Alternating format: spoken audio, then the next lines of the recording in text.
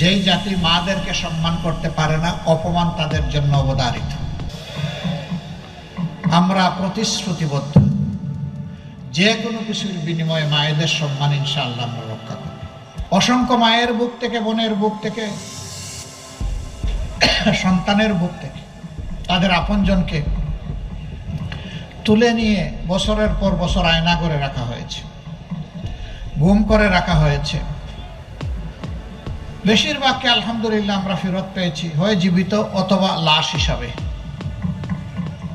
কিন্তু কিছু আল্লাহর বান্দা এখনো রয়ে গেছেন। এই কুষ্টিয়া ইসলামী বিশ্ববিদ্যালয়েরও 2 জনকে আমরা এখন পর্যন্ত পাইনি।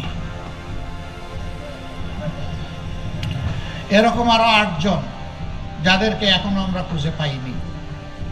আমরা যখন তাদের প্রিয়জন আপনজনের সাথে মিলিত হই, তখন তারা বলেন, ও কি বেঁচে আছে? যদি বেঁচে থাকে তাহলে কোথায়? আমার বুকের ধন আমার বুকে ফিরে আসবে কি? আর যদি বেঁচে না থাকে, আমার সন্তানের কবরটা কোথায়? তাকে না পাই, অন্তত কবরের মাটিটা ছুঁইতে চাই।